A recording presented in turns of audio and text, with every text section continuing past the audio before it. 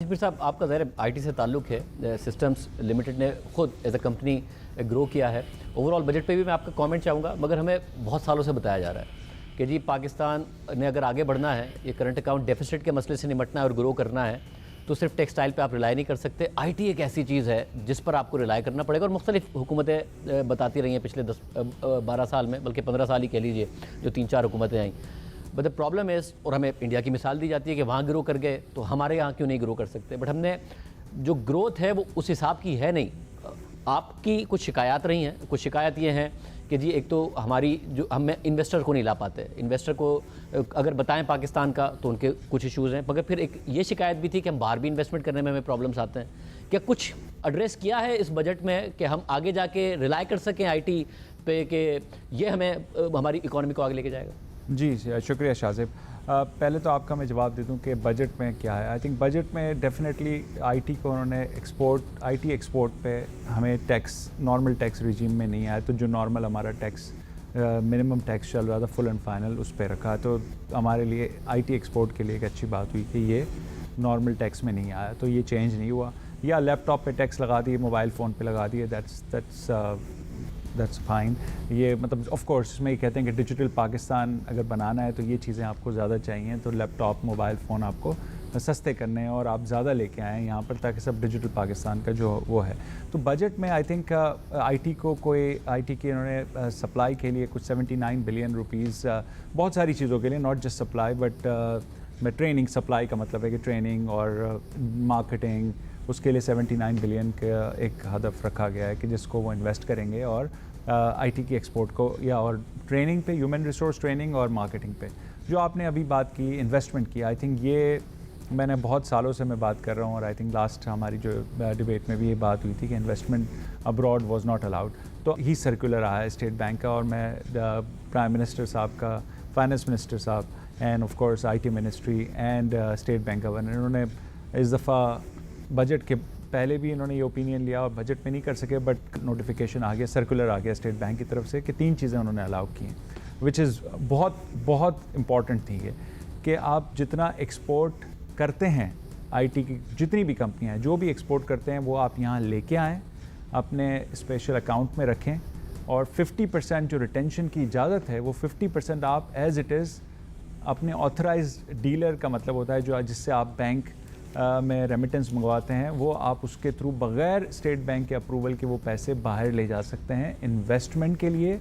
अब आप उसमें अपनी सब्सिडरीज़ खोलें, वहाँ जाके एक्विजिशंस करें।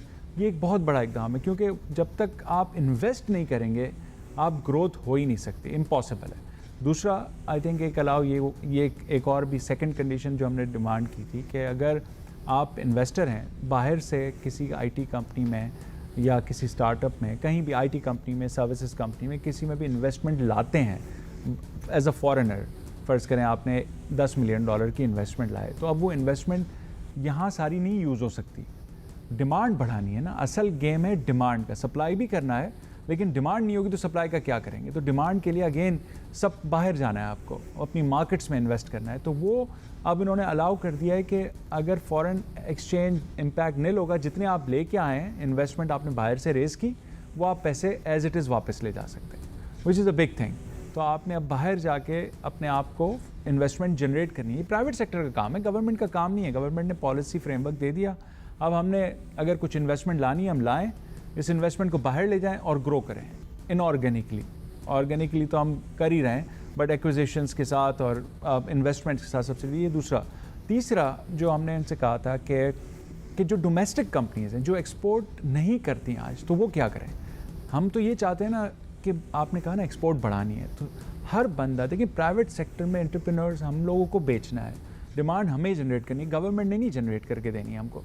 तो वो डोमेस्टिक कंपनीज़ को भी उन्होंने लिखा हुआ है सर्कुलर में कि profits of domestic companies are allowed to take outside, तो वो भी आप बाहर ले जा सकते हैं अगर आपके प्रॉफिट या $100,000, ये भी एक कंडीशन आ गई है। तो आई थिंक ये तीनों चीज़ें डोमेस्टिक कंपनीज जो एक्सपोर्ट नहीं करती उनको इंकरेजमेंट मिली है कि वो पैसे लेके जाके बाहर सेटअप करें और ग्रो करें एक्सपोर्ट। तो ये डिमांड जनरेशन के लिए बहुत ज़रूरी था। This was like real show stopper तो अब ये हो गया है और मेरी इंडस्ट्री से पूरी रिक्वेस्ट है, इट्स नॉट गवर्नमेंट का काम है पॉलिसी बनाना, उन्होंने अपना काम कर दिया। अब हमें सारी इंडस्ट्री से मेरी रिक्वेस्ट है कि वो पैसे लेके आएँ और ट्राई करें कि ये पैसे वापस जाएँ 50%, ताकि जितना रेमिटेंस आएगा उतना मुल्क को फ़ायदा होगा। और वो अगर उनको जब भी पैसे चाहिए for growth they can take out 50%, और यहाँ 50% ज़्यादा तो कंज्यूम ही हो जाएगा, क्योंकि आपकी HR कॉस्ट होती है, तो वो आप ऐसे तो नहीं है कि पूरे पैसे रख सकते हैं।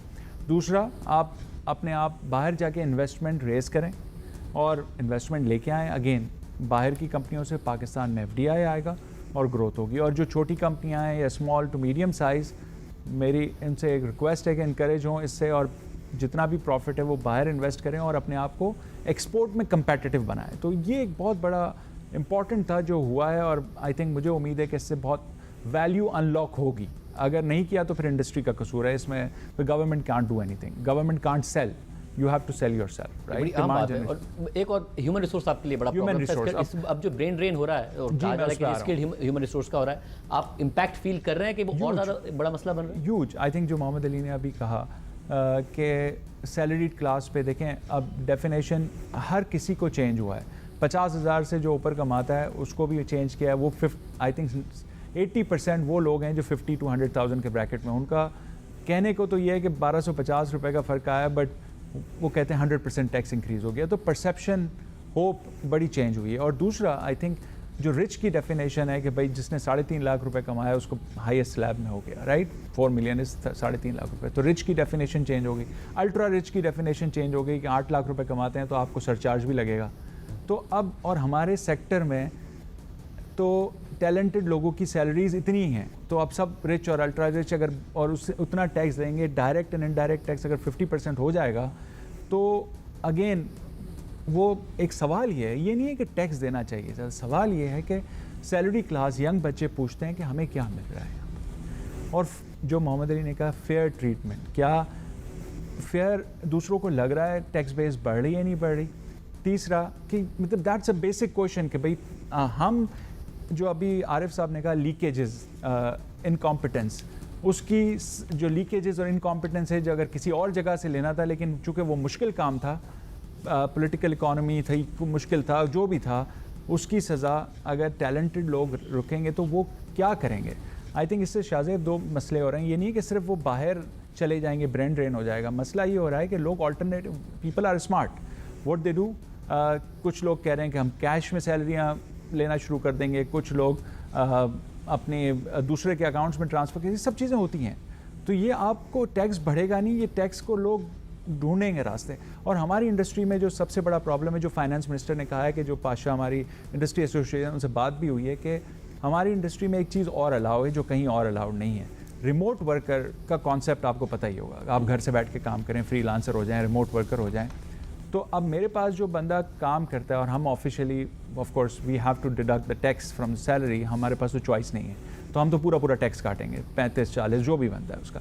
लेकिन अगर वो अपने आप को रिमोट वर्कर की डेफिनेशन मिले, मुझे छोड़ के, इंडस्ट्री को छोड़ के, वो फ्रीलांसर बन जाता है और घर पे बैठ के काम करता है, तो उस पर 0.25% टैक्स है।